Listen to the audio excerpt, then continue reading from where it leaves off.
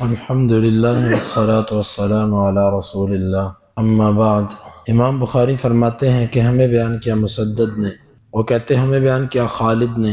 وہ کہتے ہیں ہمیں بیان کیا ابو خالد کے بیٹے نے قیس بن ابی حازم سے، وہ کہتے ہیں رأیت ید طلحۃ التی وقع بها النبی قد شلت، میں نے طلحہ رضی اللہ عنہ کے اس ہاتھ کو دیکھا جس سے وہ اللہ کے نبی صلی اللہ علیہ وسلم کا دفاع کرتے رہے، وہ شل ہو چکا تھا، یعنی کہ وہ ختم ہو چکا تھا۔ طلحہ رضی اللہ عنہ کے لیے اللہ کے نبی صلی اللہ علیہ وسلم کا دفاع ہمیشہ کے لیے اعزاز بن گیا، حتیٰ کہ جب احد کے موقع پر اللہ کے نبی صلی اللہ علیہ وسلم کو شہید کرنے پر مشرکین کا سارا زور تھا کہ ان کو شہید کر دو، بس معاملہ بھی ختم ہو جائے گا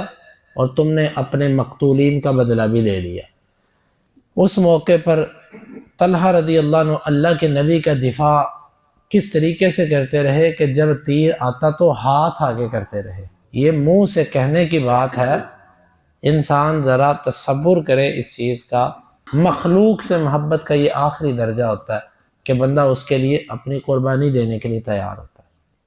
اور یہ طلحہ رضی اللہ عنہ کے لیے ہمیشہ اعزاز بن گیا کہ یہ ہاتھ اس لیے شل ہوا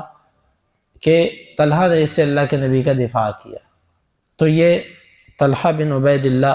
بڑے عظیم صحابی تھے، یہ بھی اسی جنگ جمل کے اندر شہید ہوئے۔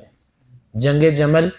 وہی جو عائشہ رضی اللہ عنہ، جمل کا معنی ہوتا ہے اونٹ، عائشہ رضی اللہ عنہ اونٹ پہ بیٹھی تھی اور جہاں پر علی رضی اللہ عنہ کے ساتھ اس بات پہ تنازع تھا کہ عثمان رضی اللہ عنہ کا قصاص آپ کیوں نہیں لیتے، تو اس میں جو صحابہ کرام جو کبار صحابہ تھے وہ دو تھے اس کے اندر، ایک زبیر بن عوام اور ایک طلحہ بن عبید اللہ، اور ان میں سے کوئی بھی نہیں لڑا۔ لوگ کہتے ہیں نا کہ صحابہ کرام کی آپس میں جنگیں ہوئیں، ان سے سوال صرف اتنا ہے کہ وہ کون کون سے صحابی تھے جو اس میں شہید ہوئے، کوئی بھی نہیں لڑا۔ اکثر جو لڑائی ہوئی ہے، جو لڑے ہیں وہ بعد کے لوگ تھے، صحابہ کرام کبار صحابہ کرام اس میں نہیں آئے۔ عبد الرحمن اور طلحہ، زبیر اور طلحہ، یہ دو عشرہ مبشرہ بھی تھے، بڑے صحابہ بھی تھے، یہ عائشہ رضی اللہ عنہ کے ساتھ تھے۔